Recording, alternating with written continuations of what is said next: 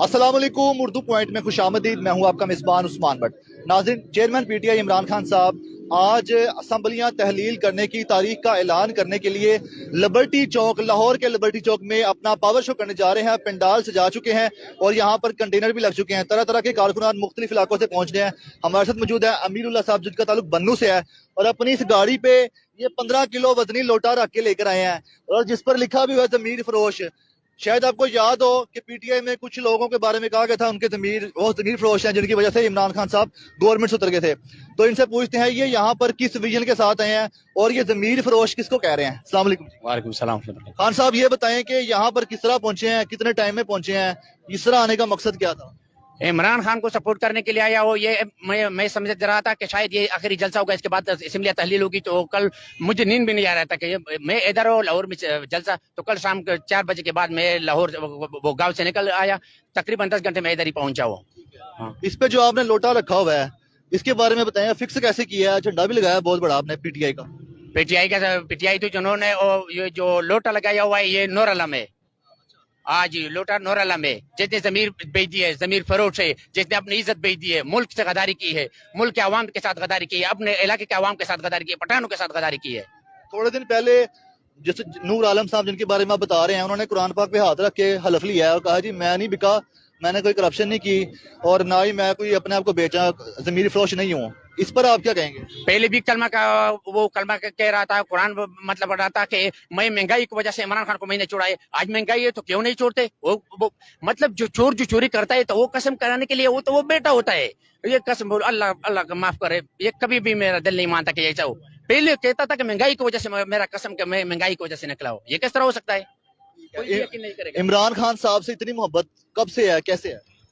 मुझे अगर जिंदगी दी है अल्लाह ने दी है तो दोबारा जिंदगी मुझे शौकत खानम ने दी है। मुझे 2011 में मुझे कैंसर था, तो मैं कैंसर से बहुत बदहाल था, तो मैंने अपना रुख शौकत खानम की तरफ कर दिया। शौकत खानम में मेरा इलाज शुरू हुआ, तकरीबन मेरा इलाज शुरू हुआ, इसके तकरीबन 7 साल में मेरा इलाज शौकत खानम से हुआ। तो मैं इमरान खान को कैसे सपोर्ट न करूं? और मैं फ्री भी हुआ है, अगर पैसे की बात होता तो मेरे साथ होते भी नहीं थे, मैं क्या करता? आज मैं ना होता, अगर शौकत खानम ना होता तो आज मैं भी ना होता। इमरान खान ने ऐसे काम किए जो जिंदगी भर याद रखे। शौकत खानम में मतलब 3 शौकत खानम, एक ये अभी पेशावर में, अब कराची वाला, इंशाल्लाह कराची के इफ्तिताह वाले में शायद मैं भी चले जाऊं, और दूसरा है नमल यूनिवर्सिटी। इमरान खान आज हर वो काम कर रहे हैं कि क्या बताओ, अभी KPK में शायद काढ़े। इमरान खान अवाम के लिए वो कर रहा है जो कोई भी नहीं कर रहा। अच्छा, हमारे नाज़रीन को दिखाएं भी गाड़ी जो आपने तैयार की है। लोटे के बारे में बताएं, आप इस लोटे की कीमत क्या है? लोटे की कीमत 25 करोड़ थी, लेकिन अभी कोई फ्री में भी नहीं ले रहा। इस लोटे की कीमत 25 करोड़ थी, मतलब क्या है इसका? ये सोने का है? और सोने का नहीं, सोने के तो मतलब जो उसने जमीर बेच दी, काम निकाल दिया। अभी तो वक्त की बात है, उसने वक्त निकाल दिया, उसने वक्त से काम लिया। अभी कुछ नहीं बनता। कहता है वक्त के साथ 1 रुपए तो 1 लाख के या 1 करोड़ के बराबर होते हैं, बगैर वक्त के 1 करोड़ भी कुछ नहीं है। अभी वक्त इसका खत्म हुआ है। क्या लगता है खान साहब आज क्या तारीख देंगे असम्बलियां तहलील करने की? पहले KPK की करेंगे या पंजाब की?